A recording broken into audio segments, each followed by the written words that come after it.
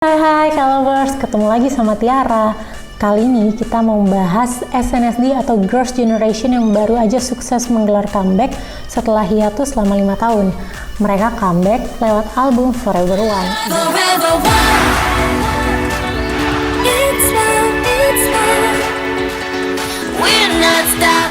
Buat kalian para penggemar K-pop paling cuma ngomong, oh SNSD comeback, ya udah.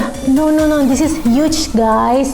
Di sini Tiara bakal jelasin kenapa comeback Forever One ini jadi penting, dan apa yang membuat SNSD menjadi salah satu grup K-pop yang paling legendaris yang pernah ada, dan gimana kehadirannya membantu para girl group lainnya maju di kancah internasional.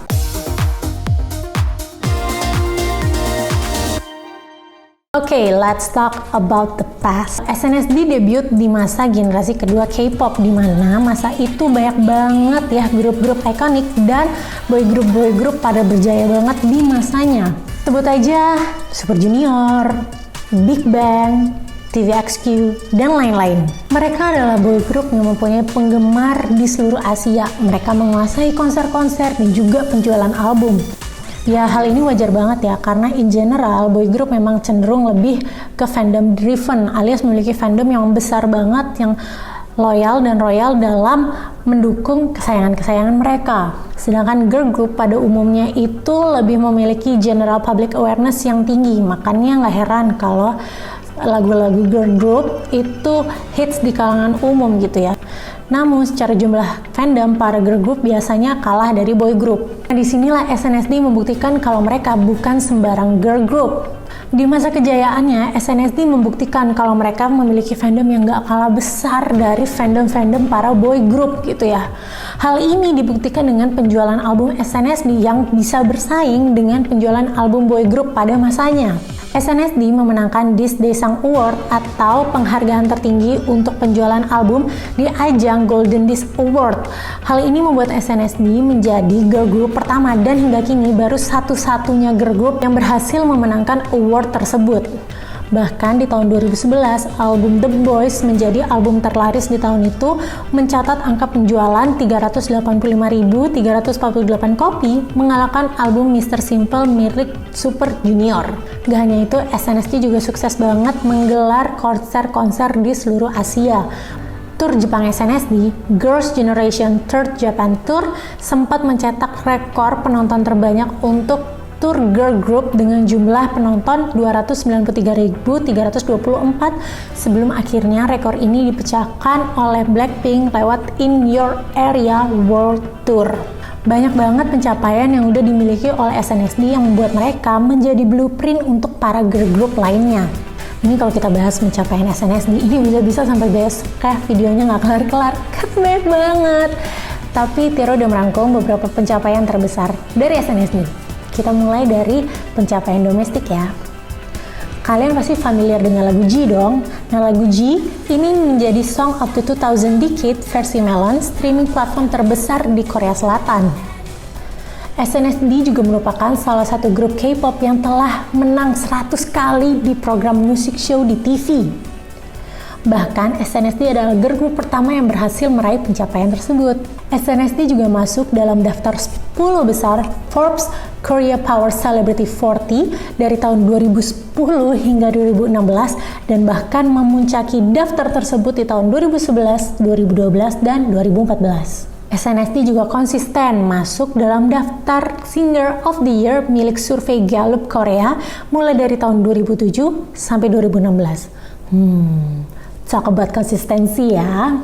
SNSD juga masuk dalam daftar brand super Korea Selatan menurut Korean Institute for Industrial Policy Studies di tahun 2011. Oh iya, SNSD juga salah satu grup K-pop yang paling banyak memenangkan Daesang atau hadiah tertinggi di ajang penghargaan. Sejauh ini, SNSD udah meraih 11 Daesang termasuk Artist of the Year, Album of the Year, dan Song of the Year. Clean sweep! Beranjak ke pencapaian internasional ya, G adalah lagu grup K-pop pertama yang berhasil meraih 100 juta views di YouTube.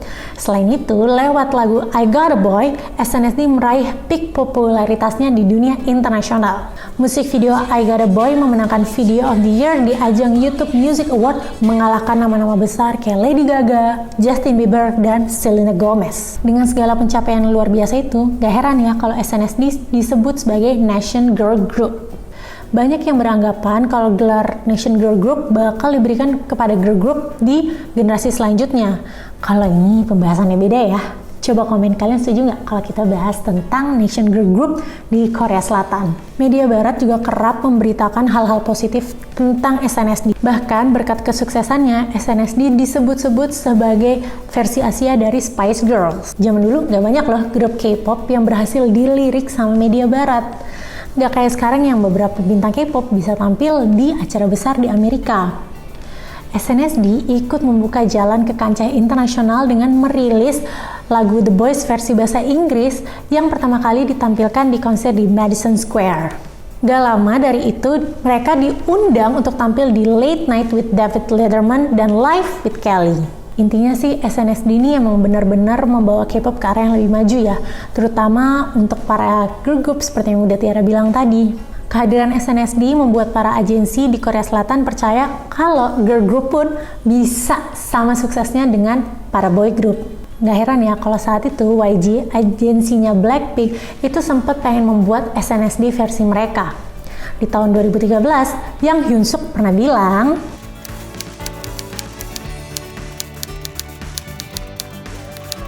terus semenjak adanya SNSD, K-pop jadi makin banyak penggemar cowok gak sih?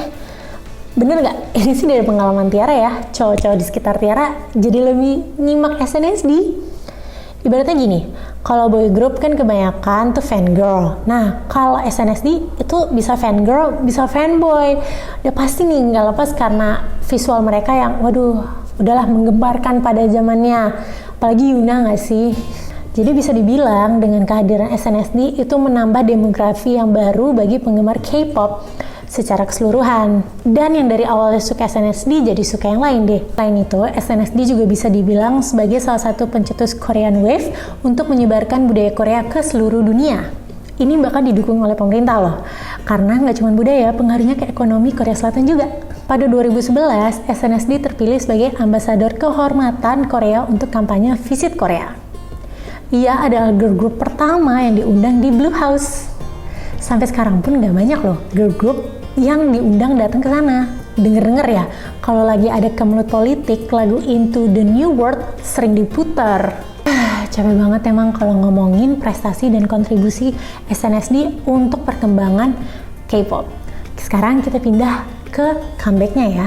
Forever One jadi momen penting gak hanya untuk SNSD tapi juga girl group pada umumnya. Kalian tahu kan kalau para girl group tuh biasanya cenderung gak bertahan lama di industri. Mereka biasanya mengalami 7 years curse atau kutukan 7 tahun di mana para girl group bubar atau kehilangan membernya di tahun ke-7. Contohnya aja nih yang terjadi pada 21, 4 Minute, Miss A, Sistar, you name it lah.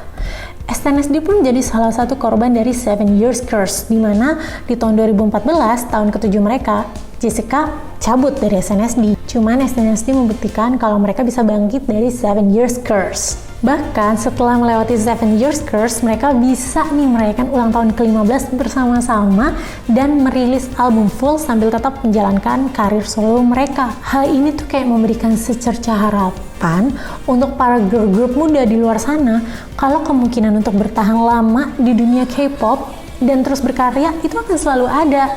Siapa sih yang gak pengen merayakan anniversary girl group kesayangan kita bareng-bareng seperti yang dilakukan sama Sawan akhir-akhir ini?